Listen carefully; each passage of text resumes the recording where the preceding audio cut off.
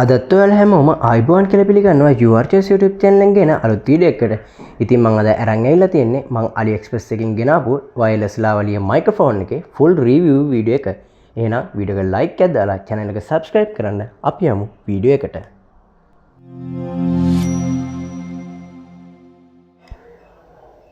ඉතින් මම මේ microphone එකේ unboxing වීඩියෝ එක කලින් දැම්මා.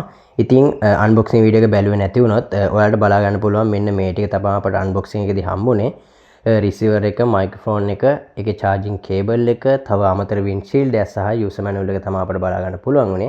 එහෙනම් අපි මේ එකින් එක ගැන වෙනම පැහැදිලිව කතා කරමු. හරි. ඉස්සරම අපි මේකට හම්බෙලා තියෙන user manual එක ගැන කතා කරමු.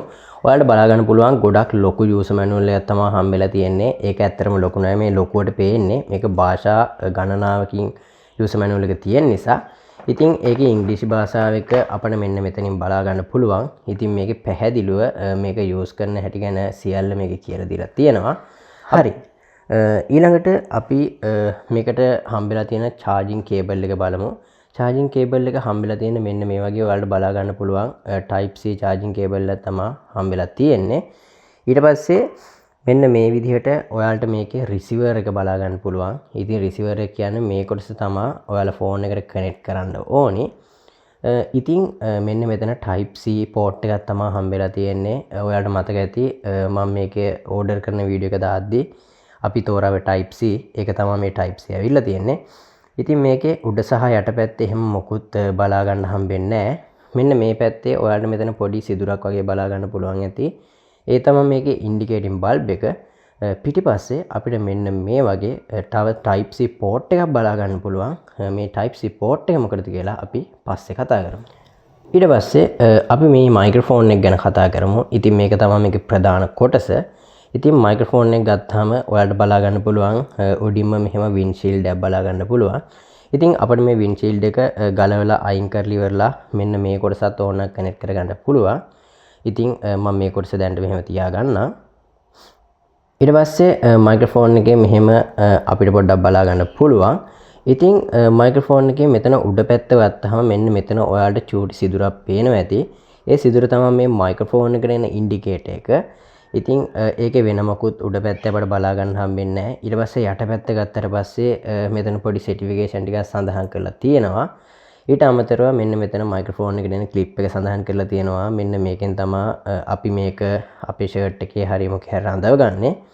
ඉතින් ඊට පස්සේ මෙතනින් මේ මයික්‍රොෆෝන් එකේ පවර් බටන් එක බලා ගන්න පුළුවන්.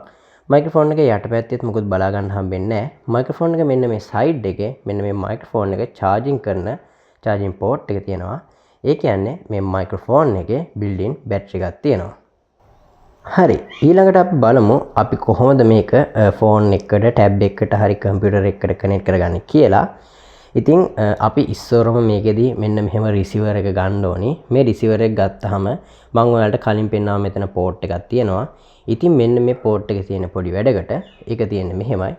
දැන් මම මෙන්න මේ වගේ ටැබ් එකක් ගෙනල්ලා තියෙනවා. ඉතින් මේ ටැබ් එකට මම දැන් මේ රිසීවර් එක කනෙක්ට් කරනවා. ටැබ් එකේ type C port එකට තමයි receiver එක connect කරන්න යන්නේ. හරි. ටැබ් එකේ type C port එකට receiver එක connect කරාට පස්සේ ඔයාලට බලා ගන්න පුළුවන් මෙන්න මෙහෙම light එකක් මෙතන flash වෙනවා. මම හිතනවා ඔයාලට බලා ගන්න පුළුවන් ඇති කියලා රතු පාට light එකක් flash වෙනවා මෙතන අපිට බලා ගන්න පුළුවන්. ඉතින් ඒ කියන්නේ මේක pairing mode එකේ තියෙනවා කියන එක තමයි ඔය කියන්නේ. ඉතින් එතකොට අපි කිව්වා මෙන්න මෙතන තව port එකක් තියෙනවා කියලා. ඒ port එක තියෙන්නේ මෙහෙමයි. දැන් අපි හිතමු මේ tab එකේ battery එක බහැලා කියලා. දැන් tab එකේ battery එක බහැලා තිබ්බොත් දැන් මේ tab එකේ මේකට current එක ගන්න නිසා සාමාන්‍ය ගොඩක් battery එක බහිනවා. එතකොට අපිට පුළුවන් මෙන්න මේ port එකට මේ type C cable එක සම්බන්ධ කරලා ඒක අපිට පුළුවන් power bank එකකට හරි නැත්නම් charger එකකට හරි ගහලා මේ microphone එක වැඩ කරන ගමන්ම මෙන්න මේ tab එක charge කරගන්න. හරි මම ඒක දැන්ට ගලව ගන්නම්. ඉතින් මම ඔයාලට කිව්වා දැන් මේක pairing mode එකේ තමයි තියෙන්නේ කියලා. ඉතින් මේ රතු පාට light එක flash වෙනවා කියන්නේ මේක pairing mode එකේ තියෙන්නේ. ඉතින් අපි බලමු මේක කොහොමද දැන් pair කරගන්නේ කියලා. හරි. ඉතින් මේක pair කරගන්න නම් අපි ඉස්සරම මෙන්න මේ microphone එකත් power on කරගෙන ඉන්න ඕනේ. ඉතින් මේ මයික්‍රොෆෝන් එක පවර් ඔන් කරගෙන ඉන්න අපිට තියෙන්නේ මෙන්න මේ පවර් බටන් එක තප්පරයක් විතර ඔබාගෙන ඉන්න. එතකොට මයික්‍රොෆෝන් එක අපිට මෙන්න මේ විදිහට පවර් ඔන් වෙනවා පෙන්නනවා. ඉතින් මයික්‍රොෆෝන් එක පවර් ඔන් වුණාට පස්සේ ඔයාලට බලා ගන්න පුළුවන් මෙන්න මෙහෙම රතු පාට සහ කොළ පාටින් මෙන්න මෙහෙම LED එකක් ෆ්ලෑෂ් වෙනවා. ඉතින් ඒකෙන් කියන්නේ මේක පෙයාරින් මොඩ් එකේ තියෙනවා කියන එක. ඔයාලට මතක ඇති මම කලින් කිව්වා මේක පෙයාරින් මොඩ් එකේ තියෙනවා නම් රතු පාට LED එකක් නිකන් ෆ්ලෑෂ් වෙනවා. මේකේ රතු පාටයි කොළ පාට LED එකක් තමයි ෆ්ලෑෂ් වෙන්නේ. ඉතින් අපි දැන් මේක පෙයා කරගමු. පෙයා කරගන්න තියෙන්නේ ඉතා සුළු දෙයක්. ඉතින් අපි ඉස්සර මෙන්න මෙහෙම මයික්‍රොෆෝන් එක ඔන් කරගත්තා. ඊට පස්සේ මේක ආපහු Type C port එකට ගහන්න. Type C port එකට මේක ගැහුවට පස්සේ ඔයාලට බලා ගන්න පුළුවන් මෙන්න මෙහෙම එක පාටම ඉන්ඩිකේටර් බල්බ් එක බ්ලින්ක් වෙලා ඉවරලා ඒක නිවෙන්නේ නැතුව නිකම්ම පත් වෙලාම තියෙනවා. ඒ කියන්නේ දැන් මේක පෙයා වෙලා තියෙන්නේ. මේක පෙයා වුණාට පස්සේ මෙන්න මේ වගේ රතු පාට බල්බ් එක ඉන්ඩිකේටර් එකේ දැල්ලිලා තියෙනවා. කොළ පාට බල්බ් එකක් මෙන්න මෙහෙම මයික්‍රොෆෝන් එකේ දැල්ලිලා තියෙනවා. ඉතින් ඔයාලා දැක්ක මේක ඔටෝමැටිකලි පෙයා වෙනවා. එහෙම කිසිම දෙයක් කරන්නේ නැහැ. මේක නිකම්ම මෙන්න මේ විදිහට පෙයා වෙලා තියෙනවා. හරි. දැන් අපි මයික්‍රොෆෝන් එක මෙන්න මේ විදිහට පෙයා කරගත්තානේ. මයික්‍රොෆෝන් එක පෙයා කරගත්තට පස්සේ දැන් ඔයාලට මේ ටැබ් එකට හරි ලැප් එකට හරි කිසිම අමතර ඇප් එකක් අවශ්‍ය වෙන්නේ නැහැ මේ මයික්‍රොෆෝන් එක වැඩ කරන්න. ඉතින් ඔයාලට කෙලිම තියෙන්නේ ඔයාලා වීඩියෝ කෝල් එකක් හරි Zoom meeting එකක් හරි නැත්නම් screen record එකක් හරි කොහොම හරි මොකක් හරි එකක් දා ගන්නවා නම් නැති වුණොත් ඔයාලා කැමරාවෙන් වීඩියෝ රෙකෝඩ් කරන එකක් හරි මොකක් හරි දෙයකටදී දැන් මේකේ මයික්‍රොෆෝන් එක විදිහට පාවිච්චි වෙන්නේ මේ ටැබ් එකට එන මයික්‍රොෆෝන් එක නෙමෙයි මෙන්න මේ මයික්‍රොෆෝන් එක. ඉතින් ওই විදිහට තමයි මේක පෙයා කරගන්නේ සහ පාවිච්චි කරන්නේ. ඉතින් අපි ඊළඟට බලමු මේකේ තව කියලා දෙන්න එක දෙයක් තියෙනවා මේ මයික්‍රොෆෝන් එක charge කරන හැටි. ඉතින් මේ මයික්‍රොෆෝන් එක charge කරද්දී ඔයාලා ඉස්සරහම මෙන්න මේ හම්බෙලා තියෙන Type C cable එක මෙහෙම මයික්‍රොෆෝන් එකට සම්බන්ධ කරන්න. ඊට පස්සේ ඔයාලා power bank එකකට හරි මොකෙකට හරි සම්බන්ධ කරන්න. මම මේ ලැප් එකට දැන් මේක සම්බන්ධ කරනවා. හරි. එතකොට ඔයාලට බලා ගන්න පුළුවන් මෙන්න මෙහෙම රතු පාට බල්බ් එකක් මෙන්න මෙහෙම දැල්ලිලා තියෙනවා. ඔය රතු පාට බල්බ් එක දැල්ලිලාම තියෙනවා කියන්නේ මේක දැන් ෆුල් charge වෙලා තියෙන්නේ කියන එක. මේක ෆුල් charge වෙලා නැති වුණොත් ඔය රතු පාට බල්බ් එක නිවි පත්තු වෙනවා. හරි. ඉතින් මම මේ කියලා දීපු කාරණා ඔක්කොම ඔයාලා මේ මයික්‍රොෆෝන් එක මිලදී ගත්තොත් මේකේ user manual එකේ පැහැදිලිව සඳහන් කරලා තියෙනවා. මම අමතරව තවත් හොඳ නිසා තමයි ඔයාලට මේක කියලා දුන්නේ. ඉතින් මේ ඉන්ඩිකේටර් බල්බ්ස් වැඩ කරන විදිහ ගැන කිව්වොත් ඩිවයිස් එක මාරු වෙද්දී බ්‍රෑන්ඩ් එක මාරු වෙද්දී මේ ඉන්ඩිකේටර් බල්බ් වැඩ කරන විදිහ වෙනස් වෙන්න පුළුවන්. උදාහරණයක් විදිහට සමහර ඒ වගේ ඉන්ඩිකේටර් බල්බ් එක මේ මයික්‍රොෆෝන් එක charge කරද්දී රතු පාටින් පත් වෙලා ඊට පස්සේ කොළ පාටවත් වෙන්න පුළුවන්. ඒ වගේ විවිධ විදිහට ඒවා වැඩ කරනවා. ඉතින් මගේ මයික්‍රොෆෝන් එකේ මේ ටික වැඩ කරන විදිහ තමයි මම ඔයාලට කියලා දුන්නේ.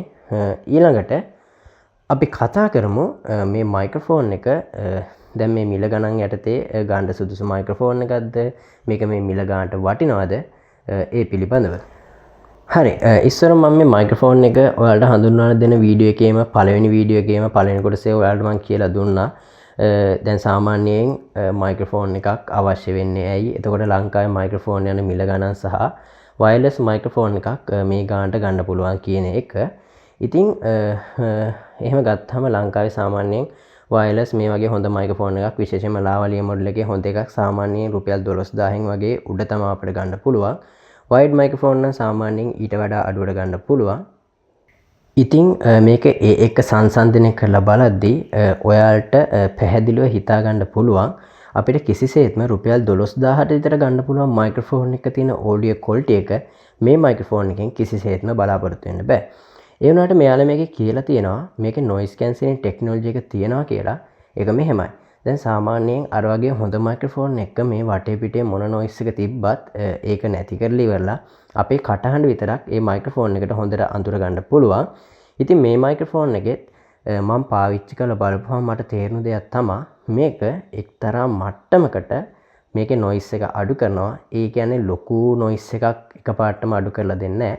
සාමාන්‍යයෙන් කුරුල්ලෝ කෑ ගහන සද්දේ ඒ වගේ දෙයක් යම්තාක් මට්ටමකට අඩු කරලා තමන්ගේ කටහඬ පැහැදිලිව ඇහෙන මට්ටමකට මෙන්න මේ මයික්‍රොෆෝන් එකෙන් වැඩ ගන්න පුළුවන්. ඉතින් ඔය ටික තමයි මට කතා කරන්න ඕනි වුණේ අද වීඩියෝ එකෙන්. ඉතින් අපි අවසාන වශයෙන් බලමු මේ මයික්‍රොෆෝන් එක එතකොට අර කියපු මිල ගන්නට වටිනවද මේකේ මොනහරි දුර්වලතා තියෙනවද කියන එක. ඉතින් ඇත්තම කිව්වොත් ඒ කියපු මිල ගානට අර වගේ නොයිස් එකක් අඩු කරලා දෙනවා කියන්නේ මේක සාමාන්‍යයෙන් වටින මයික්‍රොෆෝන් එකක්. මං කලින් අර ඔයාලට රිවිව් කරපු ප්‍රොජෙක්ටර් එක වගේ තමයි. ඒ මිල ගානට මේ මයික්‍රොෆෝන් එක ඇත්තටම වටිනවා. ඉතින් තව කියන්න ඕන දෙයක් තමයි මේ මයික්‍රොෆෝන් එකේ දුර්වලතාවයක් විදිහට දකිනවා.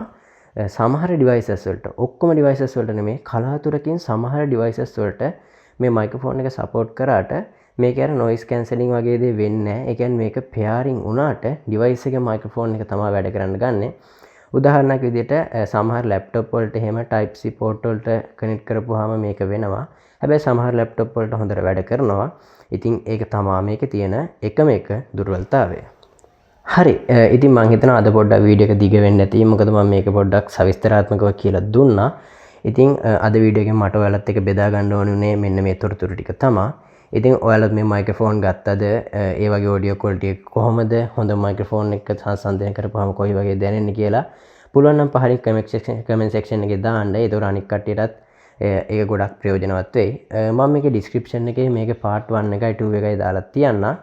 ඔයාලට ඕනනම් ගිහිල්ලා ඒ වීඩියෝත් බලන්න පුළුවන්. ඔයාලට ඕනනම් තව මගේ YouTube channel එකට ගිහිල්ලා මේ වගේ වීඩියෝ ගොඩක් බලා ගන්න පුළුවන්. මම ගොඩක් දේවල් YouTube channel එකේ රිවිව් කරලා තියෙනවා, අන්බොක්සින් කරලා තියෙනවා. ඒ වගේම විවිධ shopping deals ගැන වීඩියෝ සහ shopping app ගැන වීඩියෝ දාලා තියෙනවා. ඔයාලට ඕනනම් ඒවත් මගේ YouTube channel එකට ගිහිල්ලා බලන්න පුළුවන්. එහෙනම් ඉතින් තවත් මේ වගේ unboxing video, review video, shopping deals ගැන වීඩියෝ ඉස්සරහට ගෙන මම බලාපොරොත්තු වෙනවා. ඉතින් ඔයාලා මගේ channel එක subscribe කරලා notification all දාලා තියාගන්න. එතකොට අලුත් වීඩියෝ එකක් දාපු ගමන් ඔයාලා ගාවටම ගෙන ගන්න පුළුවන්. එහෙනම් ඊළඟ වීඩියෝ එකෙන් හම්බ වෙනකන් ඔයාලා හැමෝටම සුබම සුබ දවසක්.